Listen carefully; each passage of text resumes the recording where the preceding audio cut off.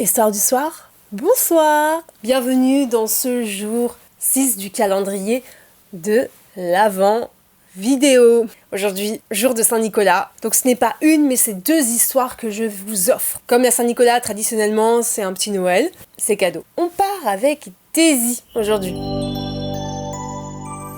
Daisy vient d'une très très grande famille de 9. Donc elle a beaucoup de frères, beaucoup de sœurs, et c'était assez compliqué de s'imposer dans cette famille. Donc c'est l'avant-dernière de sa famille. Il y a des garçons au-dessus d'elle, et les filles évidemment étant plus âgées qu'elle, automatiquement elle s'est retrouvée à jouer avec les garçons. Et donc à faire pas mal de bêtises, on va dire. La première histoire qu'elle nous raconte aujourd'hui, c'est une histoire qui s'est passée quand elle avait 4 ans. À l'époque, elle vivait à Montargis, chez ses parents, dans une très grande maison de 160 mètres carrés, avec un jardin de 1500 mètres carrés. Au bout de ce jardin, il y avait une rivière. Et autour de ce jardin, il y avait des champs. Donc un vrai terrain de jeu. C'était donc vers juillet-août. Sa mère était partie en Martinique avec son dernier petit frère pour les vacances. Ses sœurs étaient en colonie. Et son papa, ce jour-là, travaillait. Dans la maison, il n'y avait qu'elle et ses 2 frères. Le plus grand avait 15-16 ans et celui juste devant elle, seulement 8. Le plus grand frère arrive et leur propose de construire un radeau.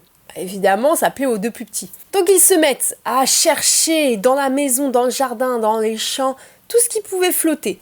Des pneus, des palettes, des tonneaux. Le grand frère s'est débrouillé, s'est dépatouillé pour construire son radeau. Et au final, il a réussi à construire quelque chose qui tenait à peu près la route. Donc ils arrivent près de la rivière, arrive le moment fatidique où il faut mettre le radeau sur l'eau. Et miracle, il flotte.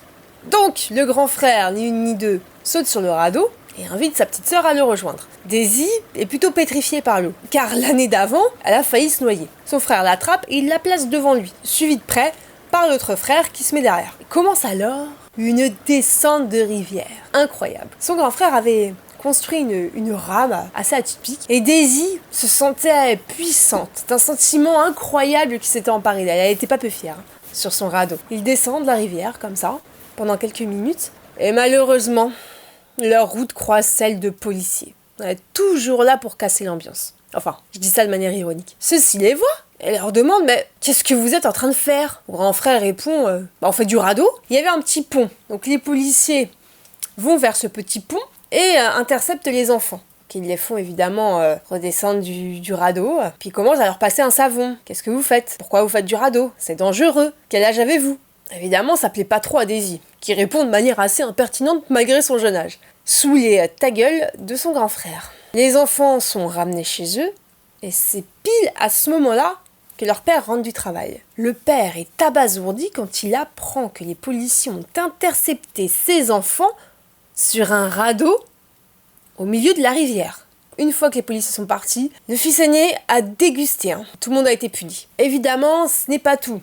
Quelques années plus tard, dans le genre bêtise, Daisy récidive avec son dernier petit frère. Voilà, cette fois-ci, c'est elle qui a le rôle de la grande engraineuse. Elle a 8 ans et son petit frère, 5. Ils sont en train de jouer dans le grand jardin, au foot. Au bout d'un moment, Daisy en a un peu ras-le-bol de jouer au foot et elle propose à son petit frère de grimper dans les arbres. Il faut savoir que le jardin dispose de plusieurs sapins assez hauts. Le plus grand des sapins fait 3 étages. C'est celui sur lequel Daisy jette son dévolu. Son petit frère prend le sapin d'à côté, qui n'est pas bien moins grand que le sapin de sa sœur. Ils grimpent le long des branches et arrivent tous les deux près de la cime.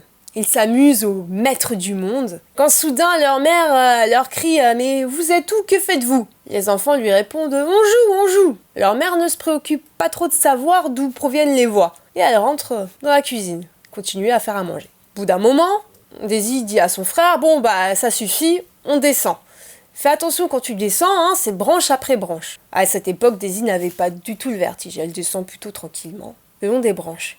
C'est pas la même histoire pour son petit frère de 5 ans, qui n'a pas trop compris le concept de descendre l'arbre branche après branche. Daisy le voit descendre en rappel, comme ça, d'une traite, sans qu'aucune branche n'amortisse sa chute. Daisy, voyant son frère tomber, descend un petit peu plus rapidement l'arbre. Et quand elle arrive à quelques branches du sol, elle saute. Elle arrive près de son frère, il est étendu sur le dos. Quand elle s'approche de lui, il lui dit « Je crois que je suis mort ». Daisy se met à rire. Elle lui demande s'il arrive à bouger les bras, les jambes. Il y arrive péniblement. Elle se dit que bon, ce n'est pas très grave, puisqu'elle a un ami dans sa classe qui est en fauteuil roulant et qui lui ne bouge rien du tout. Elle le tire hors du sapin et comme il est lourd, elle décide de le mettre dans la brouette. Une fois qu'il est dans la brouette, elle fait un petit tour de la maison et puis le jette devant le pas de la porte. C'est le moment que choisit sa mère, attirée par le bruit, d'ouvrir la porte et de voir ses deux enfants comme ça sur le perron par terre.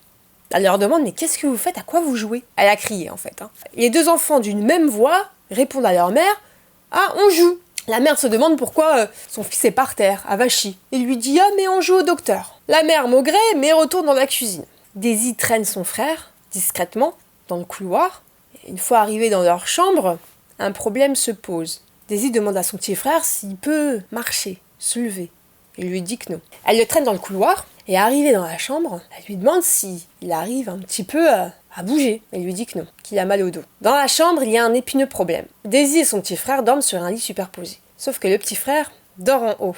Alors, elle essaye de réfléchir à comment elle va réussir à le faire monter dans le lit, car il est sacrément lourd. Elle prend une couette, elle prend la ficelle de plusieurs peignoirs, elle l'attache à la couette, elle l'attache au pied de son petit frère, elle jette la couette dans le lit et elle se dit qu'avec un système de poulies, peut-être que elle va réussir à le porter. À ce moment-là, la mère rentre dans la chambre et ils ne peuvent plus mentir, ni dissimuler la vérité.